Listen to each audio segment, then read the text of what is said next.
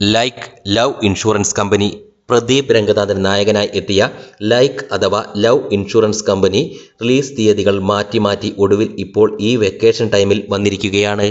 വിഘ്നേഷ് ശിവൻ സംവിധാനം ചെയ്തിരിക്കുന്ന like produce ചെയ്തിരിക്കുന്നത് നയൻതാരയാണ്. സംഗീതം അനിരുദ്ധും ആണ്. പ്രദീപിനെ കൂടാതെ സിനിമയിൽ എസ്.ജെ. സൂര്യയും കൃതി ഷെട്ടിയും സീമാനും യോഗി ബാബുവും ഗൗരി ജി കൃഷ്ണനും മാളവികയും മിസ്കിനും ഒക്കെ മറ്റു പ്രധാന വേഷങ്ങളിൽ എത്തിയിരിക്കുന്നു. 15 വർഷങ്ങൾക്കപ്പുറം 2040 നടക്കുന്ന കഥയായാണ് സിനിമയെ അവതരിപ്പിച്ചിരിക്കുന്നത്.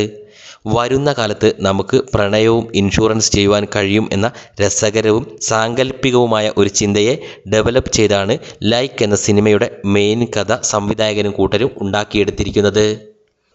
ഒരു ഓൺലൈൻ ആപ്ലിക്കേഷൻ വഴി ജനങ്ങൾക്ക് പ്രണയിക്കുവാനും പ്രണയം ഇൻഷുറൻസ് ചെയ്യുവാനും ഭാവിയിൽ ഈ പ്രണയം ബ്രേക്കപ്പ് സംഭവിച്ചാൽ ഇൻഷുറൻസ് ക്ലെയിം ചെയ്യുവാനും പ്രണയത്തിൻ്റെ തീവ്രതയുടെ അളവ് ചെക്ക് ചെയ്ത് നോക്കുവാനും സാധിക്കുന്ന സോഷ്യൽ മീഡിയ സംവിധാനത്തിൻ്റെ ബേസിൽ ആണ് വിഘ്നേഷ് ശിവനും കൂട്ടരും പടം പ്രസൻറ്റ് ചെയ്തിരിക്കുന്നത്.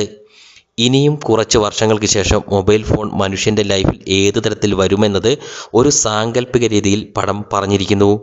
അതിൽ തന്നെ parenting, family, cyber crime, cyber bullying തുടങ്ങിയ ഫാക്ടേഴ്സിന് സംഭവിക്കാവുന്ന അപകടകരമായ മാറ്റങ്ങളെക്കുറിച്ചും സിനിമ ടച്ച് ചെയ്തു പോകുന്നു.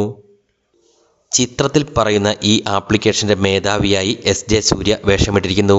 എസ്.ജെ. സൂര്യയുടെ മികച്ച പ്രകടനം തന്നെ പടത്തിലുണ്ടായി. അല്പം കോമഡി കലർത്തിയ നെഗറ്റീവ് ഷെയ്ഡ് വരുന്ന വേഷം എസ്.ജെ. സൂര്യ നല്ല വൃത്തിയായി അവതരിപ്പിച്ചു. പ്രദീപ് രംഗനാഥനും തൻ്റെ സ്വതസിദ്ധമായ ശൈലിയിൽ അദ്ദേഹത്തിൻ്റെ വേഷം ചെയ്തു ഫലിപ്പിച്ചു. ഗൗരി ജി കൃഷ്ണൻ്റെ സുഹൃത്ത് വേഷവും നന്നായി. യോഗി ബാബുവിൻ്റെ ഓപ്പൺ ഫ്രണ്ട് എന്ന വേഷവും നന്നായതായി തോന്നി.